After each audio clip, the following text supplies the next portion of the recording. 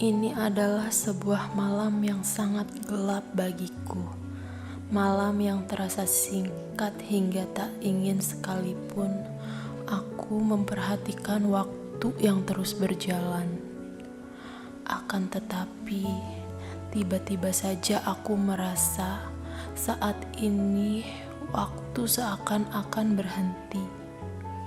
Beriringan dengan nafasku yang semakin terasa sesak dan jantungku yang berdetak semakin kencang. Kulihat Randy tak berbicara apapun lagi setelah itu. Masih terlihat begitu santai. Apa yang terjadi? Kenapa tidak ada jawaban lagi dari Mas Irfan? Kegilaan apa lagi yang tengah Randy mainkan malam itu?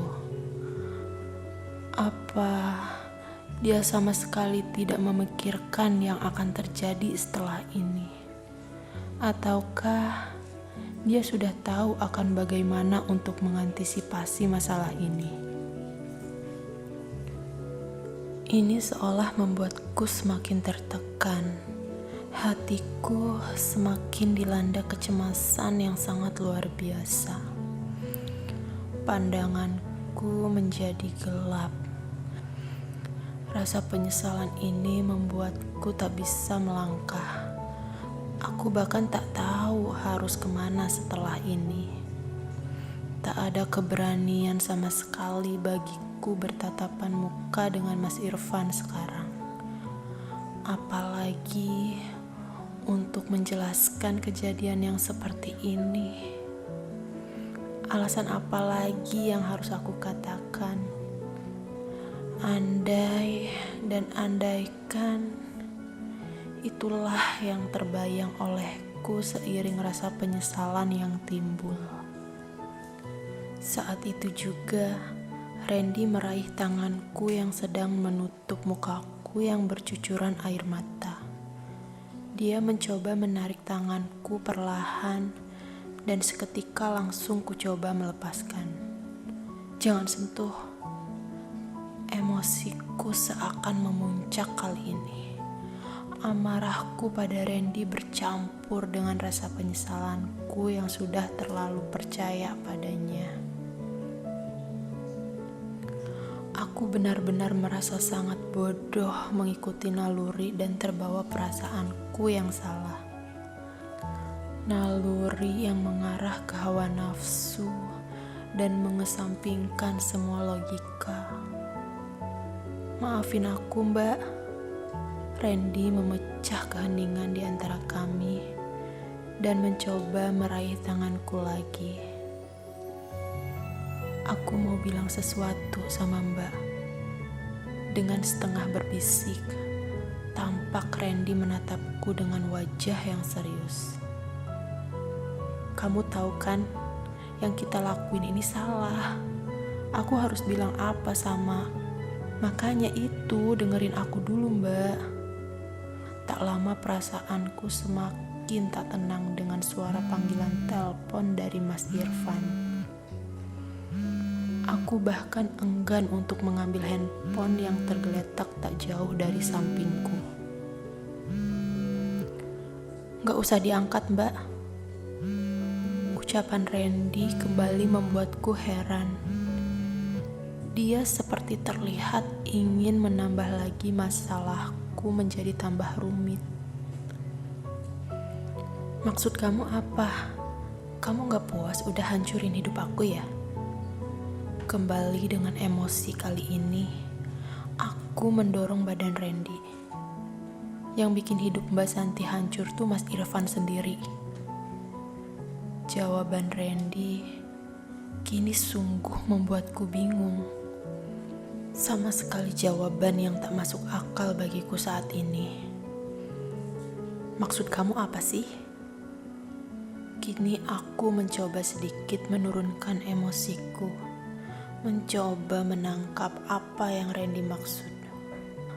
Aku udah bilang kan tadi sama Mbak kalau aku mau jelasin sesuatu. Mbak mau tahu kan kenapa aku lakuin ini semua? Randy bertanya dengan menatap tajam mataku, dan aku hanya terdiam, menunggu kejelasan darinya. Dan dia kembali berkata, "Mas Irfan lah yang bikin aku jadi sayang sama kamu sekarang, Mbak." Sungguh jawaban-jawaban Randy yang membuat pikiranku makin kacau.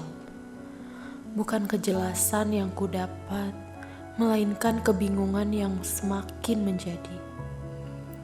Kata-kata Randy makin menjadi pertanyaan besar buatku. Hah? Apaan sih maksud kamu? Aku gak paham. Aku lakuin semua ini karena sebelumnya Mas Irfan yang minta, Mbak. Dan seketika aku sangat terkejut, masih tak paham. Sekarang emosiku berubah menjadi rasa penasaran yang tak bisa lagi kubendung. Tapi sekarang yang aku rasain beneran rasa sayang sama Mbak Santi. Maafin aku sebelumnya ya, Mbak. Pikiranku kini mendadak kosong. Aku benar-benar tidak mengerti dengan maksud yang Randy jelaskan barusan.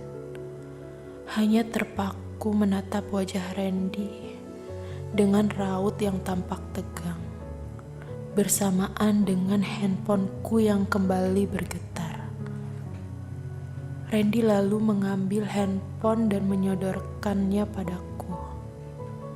"Sekarang Mbak bisa pastiin sendiri, Mas Irfan juga udah tahu kalau malam ini kita bakal jalan berdua." Mendadak aku tercengang dengan ucapan Randy. Tak percaya dengan kata-kata yang keluar dari mulutnya.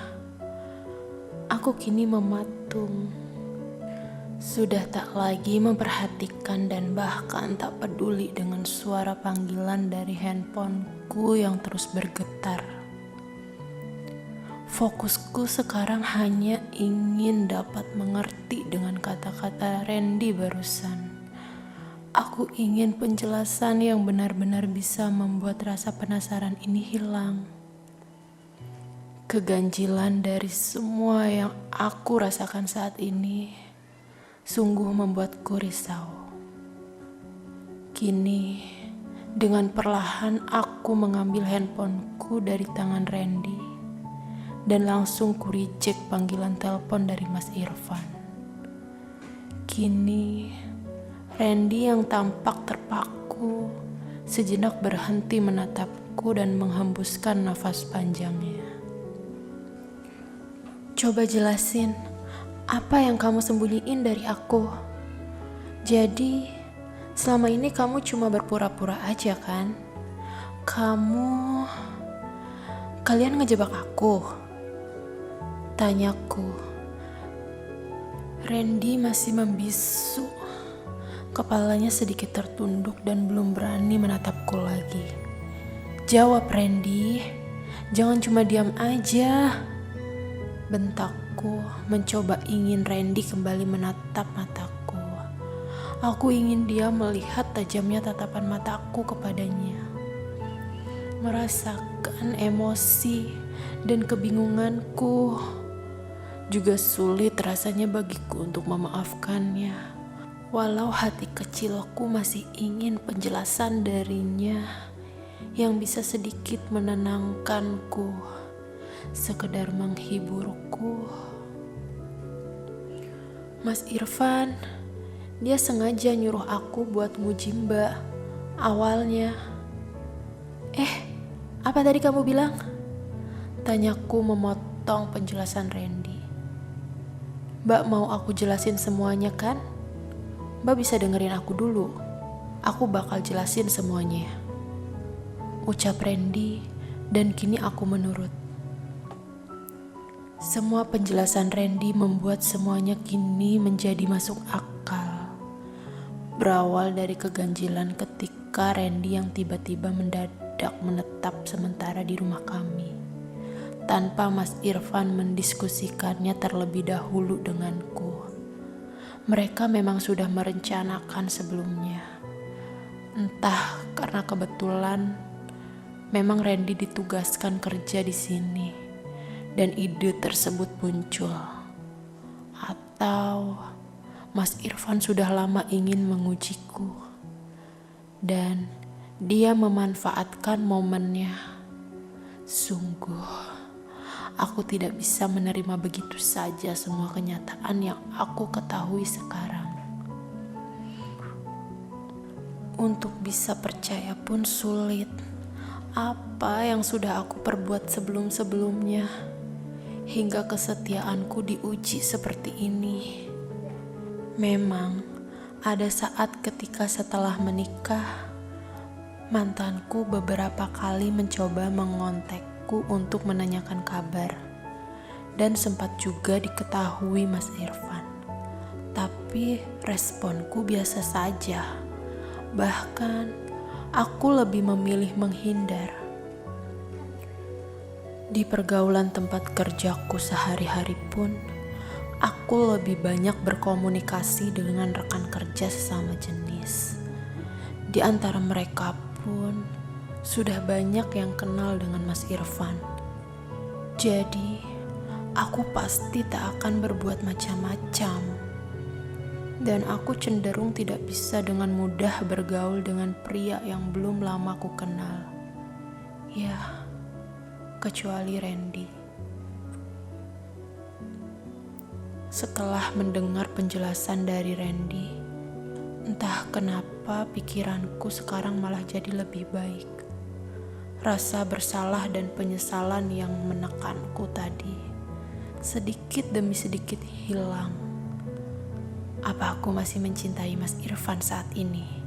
Apa aku bisa memaafkan dirinya nanti? Ataukah justru aku yang di posisi harus meminta maaf kepadanya karena sudah masuk dalam jebakan yang dibuatnya? Ini sungguh di luar nalar. Aku bahkan tidak berpikir bisa melakukan hal yang sama dengan apa yang Mas Irfan lakukan sekarang. Mengetes kesetiaannya. Untuk apa? Hal positif apa yang bakal aku dapatkan jika dia melakukan hal yang sama denganku? Imajinasikah untuk sebuah sensasi yang berbeda? Lamunanku sekejap buyar seiring sentuhan tangan Randy di bahuku. Aku antar Mbak Santi kalau mau pulang sekarang. Aku juga bakal jelasin ke Mas Irfan kalau kita nggak ngelakuin apa-apa. Jadi, Mas Irfan juga kah yang nyuruh kamu buat ngajak aku bermesraan kayak tadi? Pertanyaanku membuat Randy terdiam sejenak. Seolah tak menyangka aku bakal bertanya demikian padanya. Nggak sejauh itu sih Mbak. Terus aku udah bilang sama Mbak tadi, lama-lama perasaan aku sama Mbak berubah jadi rasa sayang sungguhan. Tambah Randy, dan kami berdua saling bertatapan. Aku tahu apa yang diucapkan padaku kali ini memang tulus.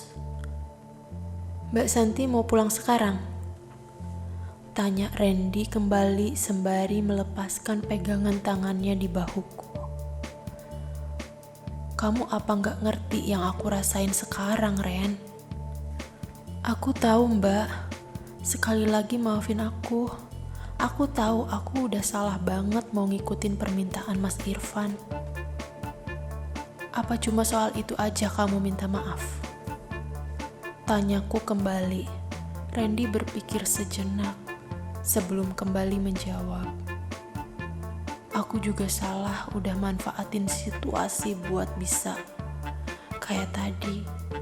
Kini tatapan Randy yang hangat sudah tampak kembali seperti semula. Tatapannya tak lagi menakutiku. Bukan cuma karena itu.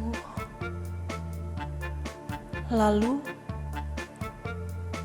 karena aku juga terlanjur jadi sayang sama kamu, Randy. Randy sejenak terdiam, mendengar pertama kali ungkapan jujur dariku setelah lama ku pendam. Dan tak lama, senyumannya kini tampak merekah keluar di raut wajahnya. Tapi aku ngerasa bersalah. Aku gak mau rumah tangga Mbak jadi hancur, ucap Randy sambil tangannya kini meraih pipiku, menyeka sisa air mata yang membekas itu. Kalau gitu, aku mau kamu perbaiki semuanya, ujarku dengan membalas senyumnya. Kita perbaiki bareng-bareng ya sayang. Dan malam yang singkat itu sudah benar-benar merubah segalanya di lembaran hidupku. Untuk apa ini semua terjadi? Apa ini berupa sebuah takdir? Ini tak pernah tergambarkan sebelumnya olehku. Akan tetapi, hidup ini yang jelas harus terus kujalani.